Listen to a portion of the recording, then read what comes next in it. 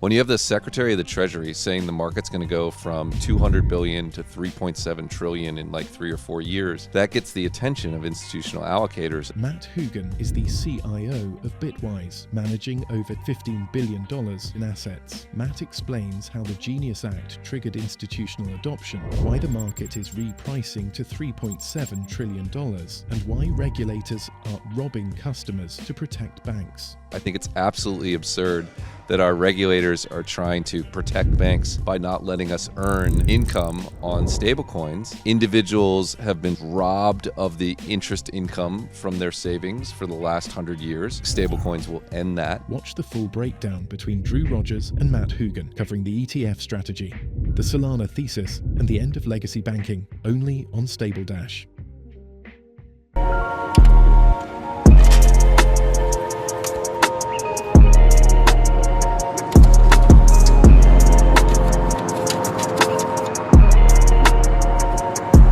All right, we're back for another amazing conversation at Solana Breakpoint 2025.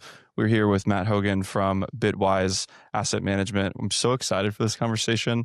Been following Bitwise for many years. For me, when I was at Coinbase, and I was really starting to think through the institutional side of getting people off zero, Bitwise was always such an incredible partner that I know that that team continues to lean on and work with really deeply. So it's an honor to be talking with you. Oh man, that's so nice, so kind. Thank you so much. It takes a village, but I'm really excited for this conversation too.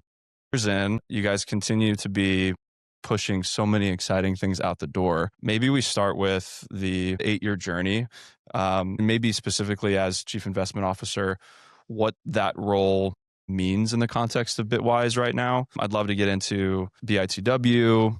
You mentioned you have a stablecoin specific ETF coming out. We can touch on some regulation stuff, but let's start with framing your role as CIO and what that looks like right now. Sure. Yeah, I think the role as CIO has 2 parts. One is educating people on crypto, and then one is designing investment products.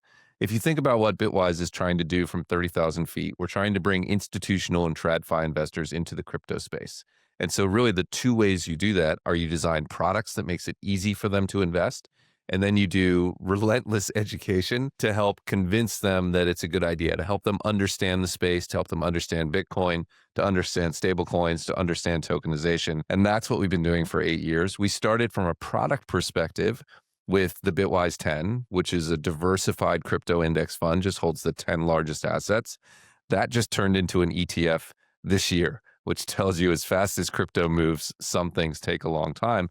But the idea behind that was the starting point for many investors is just, I want to invest in crypto. They don't have an opinion between Bitcoin and ETH and Solana.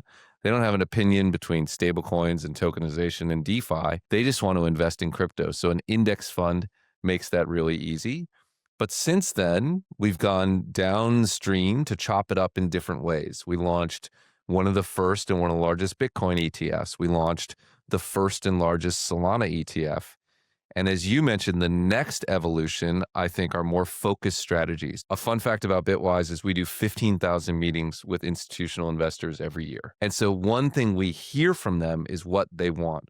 One of the things they asked for the most was, how do I invest in the growth of stablecoins? They understand stablecoins, they get the use case, and they asked us for it. So we've filed with the SEC to launch an ETF to give that exposure. But that's what we do. It's education and product development that makes it easy for TradFi investors to invest. It's incredible. When did stablecoins really start becoming a core part of the top of mind educational process that you began hearing more of that? Like when did these institutional investors really start asking those questions? And maybe what are some of those questions they're asking? Like what are those key things that seem confusing, and how are you guys bringing them into those use cases right now? Yeah, so almost no one cared until the Genius Act. So very recently. Very recent. A few people would be interested, like by fun facts, like Tether makes more money than Goldman Sachs, right? That would pique people's interest. Oh, what are these stablecoins?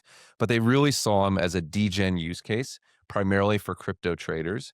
It was when the Genius Act was passed, or when it was being discussed, and people were talking about these other real world use cases right? People in emerging market countries escaping inflation, business to business transactions in difficult markets. And when big banks said they were going to build in that space, that was like the all clear signal for institutions that this was a real thing.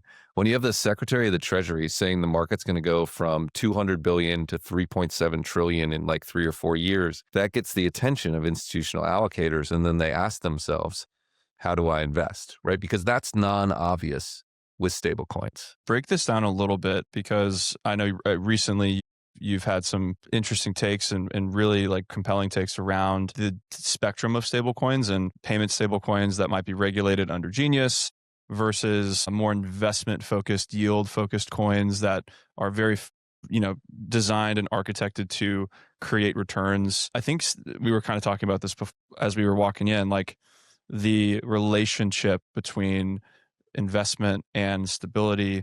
How does that work? When you try to educate investors on that spectrum, like not all stable coins are created equal, how do you paint that picture to them? And where do you see these two, the world of payments and the world of investment, really kind of coming to play here? Great question. So where we start our education is just helping people understand why stablecoins are better than the traditional system and how much better they are. And it's really eye-opening whether you walk people through how money actually moves through today's society, which is like so sclerotic and dumb that it blows people's minds when you describe it to them, or you just give simple examples and you point out that you can move stablecoins on many blockchains faster than the largest banks in the world. That makes sense to them.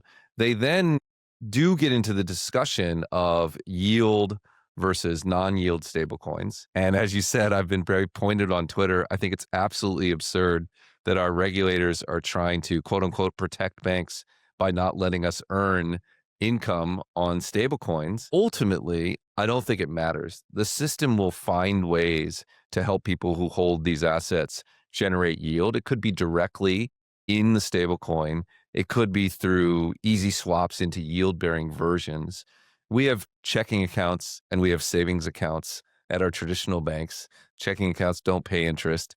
The savings accounts at least pretend to pay interest. You can sort of think of stable coins and payment stable coins versus yield-bearing stable coins in the same way. I do think the end of the journey is the same, which is individuals have been sort of robbed of the interest income from their savings for the last 100 years.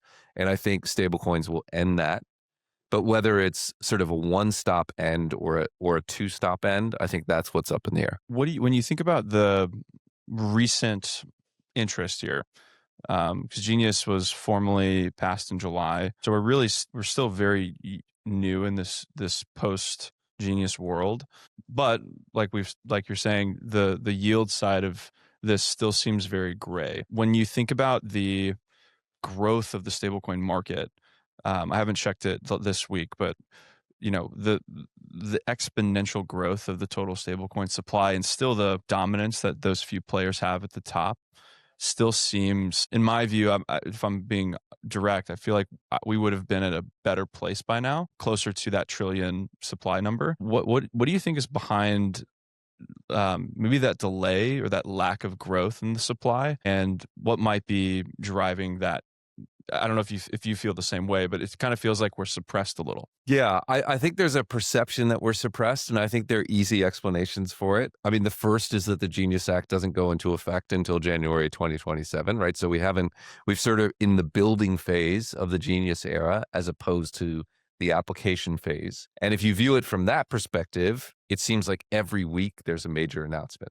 I mean, right, no one would know that better than you. You cover the space better than anyone, but there is relentless news on the building side. The frustration you're reporting is sort of where is the growth on the asset side? And I think maybe there are a couple reasons for that. One is that, crypto-based trading pairs are still a big part of it. And that market has just been depressed, right? The market is down, the vibes are low. So that part of the growth has been slow. And then the biggest thing is that TradFi players are just slow. I mean, they're just slow. I mentioned to you that, we tried to launch this index ETF. It took us 8 years. TradFi just doesn't play on the same time scale as crypto. So if a bank got the all clear to start building on stablecoins when the Genius Act passed, it's going to be 2027 before they're really up and running. I'll make another analogy to the rest of our business. Bitcoin ETFs were approved in January 2024. They were just approved at Morgan Stanley in the last few months. It's not because they hated Bitcoin ETFs. It's just that the diligence process takes 2 years. I think there is this moment where the building and the excitement is ahead of the AUM, but I think the AUM will come running back once that building take place. Yeah, we have been covering a lot of these exciting announcements and announcements of announcements, and I'm eager to see the volume start coming in. But I think you're right that that's going to be a slower process than maybe we want, but at least it's good that that signaling is happening, and some of the biggest institutions in the world are signaling that this is where payments are going, this is where treasury strategies are going, investment strategies are going. I didn't know about this stablecoin focused ETF. I'd love to keep picking that apart a little bit. Would you be the first to be doing something like that? That seems really new. I think there may be filings from a few others. I'm not sure. Yeah, I think we hope to be the first. We hope to be the best. I can talk a little bit about how it's structured and why we designed it that way. The prompt from investors is, I know stablecoins are going to be really big, right? From 300 billion, Besant is talking about 3.7 trillion. I think it's probably 10 trillion plus, right? This is a massive industry. It's fait accompli. Maybe it's not growing. Maybe it's not where you want it to be yet. It's not a trillion yet, but we all know it's going to get there, right? It's just better, faster, cheaper money. But how do I invest in it? I can't buy a stable coin. There's not even yield for most of them. So the way we structure the index in the filing, and I can speak only to the filing, is it's half crypto assets that play in that space. So Ethereum, Solana, et cetera.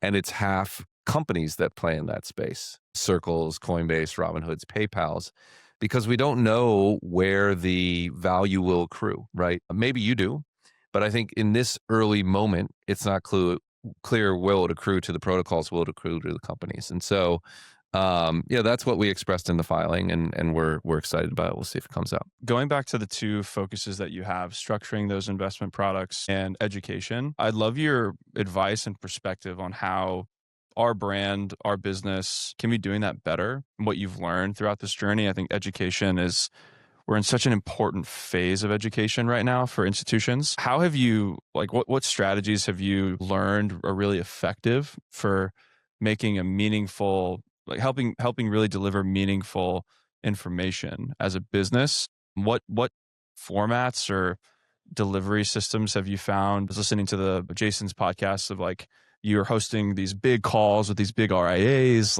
What kind of models do you take to educate at Bitwise, and what are the different flavors that might look like? Yeah, it's sort of everything. So what we've found is that different people learn different ways. So we write a lot of short form information that can be from tweets to one pagers. We do some very long-term reports because some people want to dig in. So that'll be 20 or 30 pages, or we point people to high-quality reports. We send around, Nick Carter's reports on stablecoins all the time. But really what it comes down to is answering questions. And so we do that in multiple ways. We do that through face-to-face meetings. We do 15,000 meetings a year. We do that through webinars. I think I've done 3 webinars this week. It's just a relentless process of answering the same questions over and over and over again. I'll say the other thing that the place that you could fill, or that needs to be filled, is breaking down the use cases.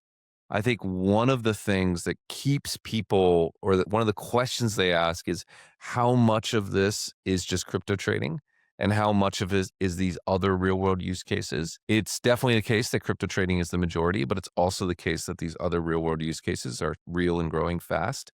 And I think the more traditional investors can see that, feel that, measure that, the more comfortable they'll feel. So high quality data and then question answering, I think, is key. What would you say those use cases are in your mind, maybe outside of the tradable pairs, that get you most interested as we think about the growth of that market? Do you think that will continue to have that market really grow due to those trading pairs as a big, continue to have that as majority, or do you think that'll change as more of the payments use cases enter the fold? Or how do you think about that? Yeah, both and all. I actually think people underestimate both sides of the equation.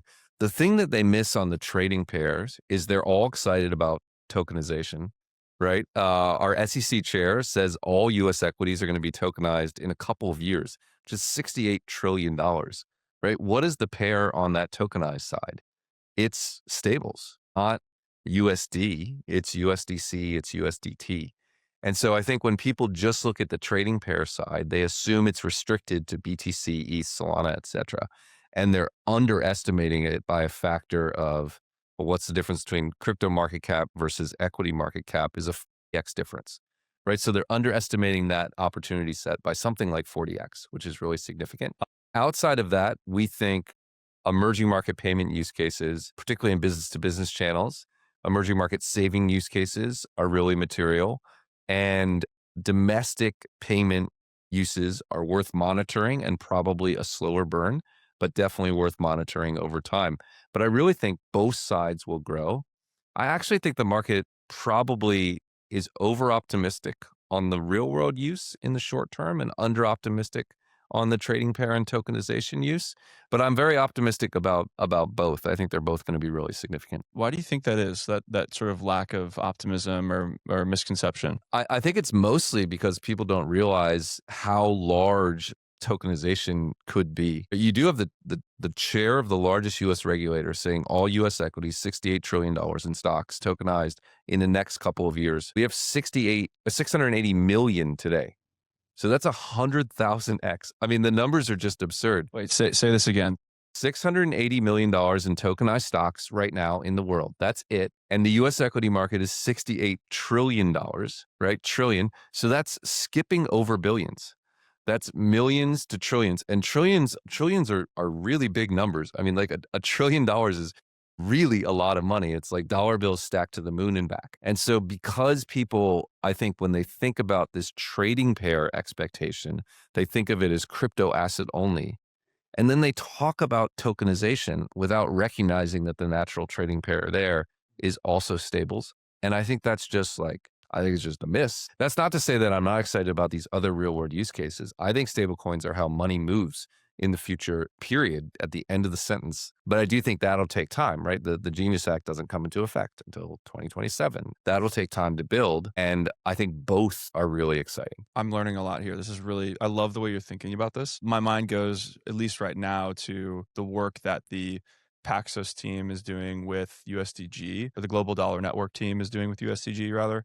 And how, for example, that asset has become, I think USDC and now USDG on OKX as an exchange is a preferred pair, or like a go-to pair, because the economics that exchange is getting when they're putting those trades together as USDG denominated, the economics are so much better for them. That seems to me like a very logical use case where now you have an exchange choosing to settle a stablecoin in this form versus that form.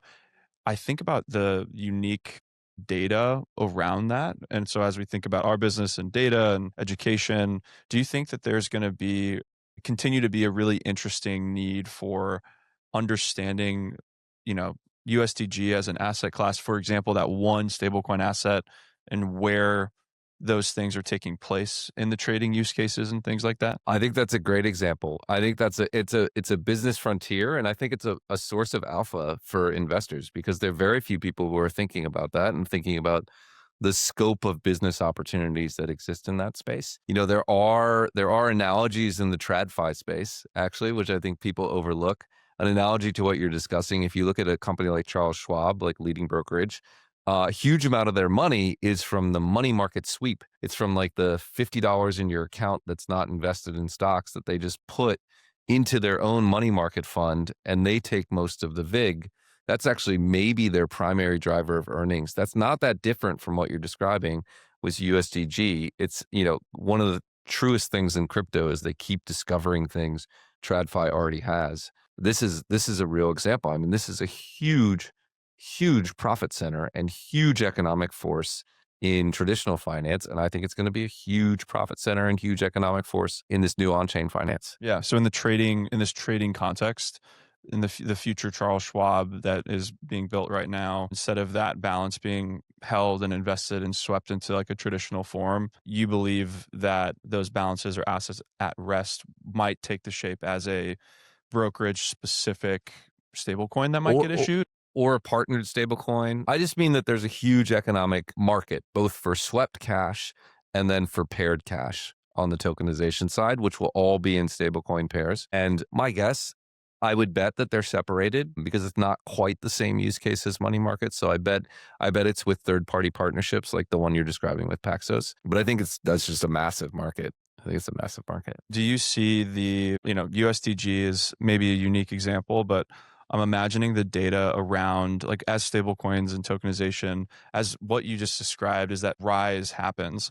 I can see a world where you have stablecoins that are specific to specific, even brokerages themselves or platforms themselves. And the stablecoin pair in a trading use case almost becomes the data point for activity and growth. And do you see, I don't think we've really started to see that yet because the monopolies are still so big and liquidity is so complex. But do you see a world where the fragmentation or the issuance of different stablecoins continues to just skyrocket in that way? I think it's going to be really interesting. I could make a very strong case for that world. I could make the reason maybe you haven't seen that is because network effects in stablecoins have been really big, particularly around trust over the last few years, right? We trust USDT because it's been here for a long time. We trust USDC because it's regulated and been here for a long time. And stablecoins pre that had a mixed history, right? So investors were more likely to trust these. In this new sort of more regulated, more established era of stablecoins, I think that trust will be more easily won. And so there will be an opportunity for more dispersion. It's not a guarantee that the world will play out that way, but I think you can definitely make an argument for that for sure. Cool. Well, as we turn the corner, we're at Breakpoint. I have to ask about Solana. Yeah. It's been a big part of the involvement and journey and structuring of these products in the past and in the future. It sounds like it's going to continue to be internet capital markets, tokenization. What are your thoughts on the role that Solana plays in that space, or the unique role that Solana plays in that space? And how do you think about Solana as an ecosystem, as a community, how you guys are continuing to maybe even educate your investor base on how to think about Solana versus other ecosystems or blockchains? Yeah, I think one thing that's really unique about Solana, which you feel here at Breakpoint, is it's designed and community oriented specifically for that use case, for internet capital markets. The things that Tolly and others are talking about are solving pain points specific to that use case of being the platform on which assets around the world trade all day. And that's a little bit different than you hear from other communities, which may have more diverse use cases, which are also interesting. I do think when you think about Solana, it's going after this particular use case, which is easy for our institutional investors to see and imagine. And the design choices and the community choices are oriented specifically around that thing. Mostly when we talk to institutional investors, many of them are going to end up diversifying across major L1s because they don't want to bet on the wrong horse in a market they think is going to 10 or 20x.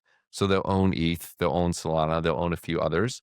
But I do think some, and we definitely talk to a lot of investors specifically around Sol, like the design choices and the ship first attitude. And then one more thing, the funny thing in crypto is if you think about the media coverage and the discussion coverage between Bitcoin, ETH, and Solana, it's about equal. If you go to CoinDesk, there's probably as many Solana stories as there are ETH stories, as there are Bitcoin stories. And that's true if you go to Barron's or the Wall Street Journal. But from a market cap perspective, it's 25.51. Solana is like 1/5 the size of ETH. It's 1/25 the size of Bitcoin. And one thing we like to talk to investors about is that is opportunity, right? When you're investing in Solana, you're making two bets at once. You're investing in the idea that stablecoins and tokenization will be bigger in the future. Seems like a good bet. And then you're betting that Solana will gain more market share versus its competitors in those spaces. That seems like a good bet. And if you get both of those right, you have substantial upside. So yeah, we tell that message to investors and I think it resonates. It's amazing. Incredibly insightful. Thank you for that, man. That was our exclusive interview with Matt Hougan. Thanks for listening.